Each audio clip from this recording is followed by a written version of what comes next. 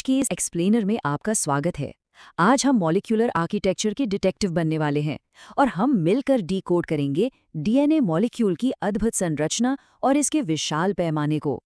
वंशागति का ये आणविक आधार सच मानिए तो प्रकृति और इंजीनियरिंग का एक बहुत ही शानदार चमत्कार है। तो आज का हमारा ब्लूप्रिंट क्या है? हम शुरुआत करेंगे डीएनए के स्केल को समझने से, फिर इसके बिल्डिंग ब्लॉक्स को देखेंगे, इसके आइकॉनिक डबल हेलिक्स आर्किटेक्चर को एक्सप्लोर करेंगे, इसके पीछे का मैथ समझेंगे और आखिर में देखेंगे कि ये सब इतने छोटे से स्पेस में पैक कैसे होता है। चलिए शुरू करते हैं। सबसे पहले बात करते हैं डीएनए के स्केल यानी इसके विशाल पैमाने की। अब जरा इस बात पर गौर कीजिए कि अलग-अलग जीवों में डीएनए की कॉम्प्लेक्सिटी और साइज कैसे बदलता है। ये सच में हैरान करने वाला है। एक सिंपल से वायरस जैसे 5X174 बैक्टीरियोफेज को ही ले लीजिए, इसमें सिर्फ 5000 से कुछ ज़्यादा न्यूक्लियोटाइड्स होते हैं। लेकिन अगर हम इंसानों की बात करें, हमारे एक फुल डिप्लॉयड सेट में ये नंबर 6.6 बिलियन बेस पेयर्स तक पहुंच जाता है। और इसे ऐसे इमेजिन कीजिए, अगर हम एक सिंगल ह्यूमन सेल, जी हाँ, सिर्फ एक सेल से सारा डीएनए निकालें और उसे एक सीधी लाइन में फैला दें, तो पता है उसकी लंबाई कितनी होगी? लगभग 2.2 मीटर्स। एक माइक्रोस्कोपिक सेल के अंदर 2 मीटर से लंबा धागा, ये लिटरली नेचर का एक बहुत बड़ा मिरेकल है। तो मैक्रो लेवल को समझने के बाद अब जूम इन करते हैं हमारे बुनियादी बिल्डिंग ब्लॉक्स यानी न्यूक्लियोटाइड्स पर। ये 2.2 मीटर लंबी चेन हवा में तो बनी नहीं है, राइट? इसे बनाने वाली इन बुनियादी ईंटों को हम न्यूक्लियोटाइड्स कहते हैं और हर एक न्यूक्लियोटाइड 3 बेहद जरूरी चीजों से मिलकर बनता है। एक नाइट्रोजनिक क्षार यानी बेस, एक डीऑक्सीराइबोज नाम की स्पेसिफिक पेंटोज शुगर और एक फॉस्फेट ग्रुप। अगर हम इन बेसिस को जरा ध्यान से देखें तो ये 2 कैटेगरीज में बटे होते हैं। एक है प्यूरीन्स, जिनमें एडेनिन और ग्वानिन आते हैं, और दूसरे हैं पिरिमिडीन्स, जिनमें साइटोसिन और थाइमीन शामिल हैं। एक इंटरेस्टिंग फैक्ट बताऊं, आरएनए के केस में ये थोड़ा बदल जाता है, वहां थाइमीन की जगह यूरेसिल ले लेता है। अब सवाल ये है कि ये सारे पार्ट्स आपस में लॉक कैसे होते हैं?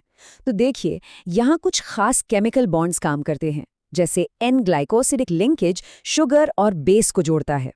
लेकिन इस पूरी चेन की असली ताकत आती है फॉस्फोडाइएस्टर बॉन्ड से। ये वो मजबूत जोड़ हैं जो न्यूक्लियोटाइड्स को 3' से 5' डायरेक्शन में एक अटूट चेन की तरह एकदम टाइट पकड़ कर रखते हैं।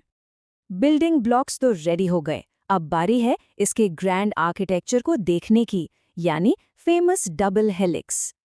आप सबने इस आइकॉनिक स्ट्रक्चर को कहीं ना कहीं जरूर देखा होगा। इस आर्किटेक्चरल मार्वल को 1953 में जेम्स वॉटसन और फ्रांसिस क्रिक ने दुनिया के सामने रखा था। लेकिन यहाँ एक बात याद रखना बहुत जरूरी है। उनकी ये शानदार डिस्कवरी रोजलिंड फ्रैंकलिन और मॉरिस विल्किंस के कलेक्ट किए गए एक्सरे डेटा के बिना बिल्कुल पॉसिबल नहीं थी। असली नींव उन्हीं के काम ने रखी थी।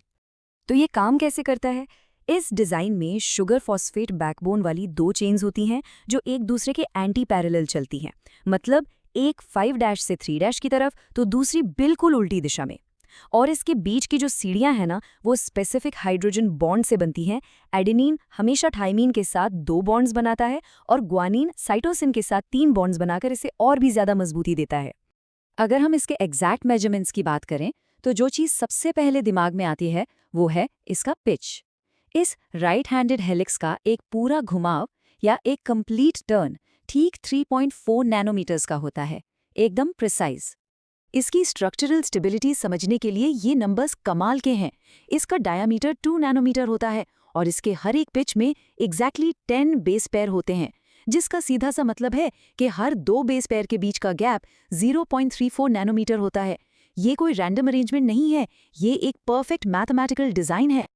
और जब मैथ की बात आ ही गई है तो चलिए चारगाफ के नियम की तरफ बढ़ते हैं। एरविन चारगाफ ने एक बहुत ही एलिगेंट पैटर्न खोजा था। उन्होंने देखा कि डीएनए में एडेनिन का अमाउंट हमेशा थाइमीन के बराबर होता है और ग्वानिन हमेशा साइटोसिन के बराबर होता है। सिंपल वर्ड्स में कहें तो टोटल प्यूरीन्स हमेशा टोटल पिरिमिडीन्स के बराबर होंगे, इसलिए इनका रेशियो हमेशा 1 आता है, एकदम परफेक्ट बैलेंस। अब इस कॉन्सेप्ट को एक क्लासिक पजल से समझते हैं। मान लीजिए आपके पास एक डीएनए सीक्वेंस है जिसमें 20% एडेनिन है, तो क्या आप बता सकते हैं कि उसमें साइटोसिन का एग्जैक्ट परसेंटेज क्या होगा? थोड़ा सोचिए। देखिए, इसका लॉजिक बड़ा सिंपल है। अगर एडेनिन 20% है तो रूल के हिसाब से थाइमीन भी 20% होगा। टोटल हो गया 40%। अब हमारे पास बचा 60%, जिसे हमें ग्वानिन और साइटोसिन के बीच बराबर बराबर बांटना है। तो हमारा जवाब क्या हुआ? बिल्कुल सही, एग्जैक्टली 30% साइटोसिन और 30% ग्वानिन। फाइनली, चलिए उस अल्टीमेट चैलेंज की बात करते हैं, इस पूरे ब्लूप्रिंट की पैकेजिंग। अब जरा उस सवाल को याद कीजिए जो हमने शुरू में डिस्कस किया था। 2.2 मीटर लंबे डीएनए को एक 0.000006 मीटर के छोटे से न्यूक्लियस में कैसे फिट किया जाए? ये तो इम्पॉसिबल सा लगता है, लेकिन इसके लिए हमारी बॉडी इस नेगेटिवली चार्ज डीएनए को पॉजिटिवली चार्ज्ड हिस्टोन प्रोटीन्स के चारों ओर लपेट देती है, और ये हिस्टोन्स लाइसिन और आर्जिनिन जैसे अमीनो एसिड से फुल होते हैं। यहाँ जो चीज़ ये पूरा मैजिक करती है वो है न्यूक्लियोसोम। आप इसे एक मॉलिक्यूलर स्पूल या धागे की चरखी की तरह इमेजिन कर सकते हैं।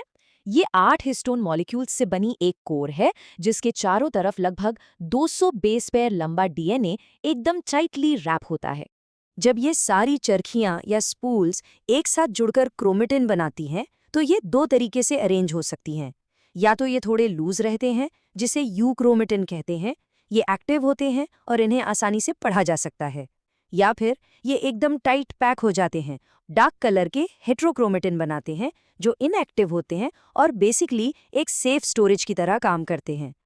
इस पूरे मास्टरपीस को समझने के बाद एक बात तो एकदम क्लियर है, जेनेटिक इन्फॉर्मेशन को जेनरेशन दर जेनरेशन सेफ रखने के लिए डीएनए से बेहतर कोई मॉलिक्यूल नहीं है। आरएनए में एक 2-OH ग्रुप होता है जो उसे बहुत ज़्यादा रिएक्टिव और अनस्टेबल बना देता है, लेकिन डीएनए में वो ग्रुप होता ही नहीं है, और यही चीज़ इसे एक अल्टीमेट और स्टेबल जेनेटिक मटेरियल बनाती है। डीएनए का यही स्टेबल नेचर इसे लाइफ का परफेक्ट ब्लूप्रिंट बनाता है।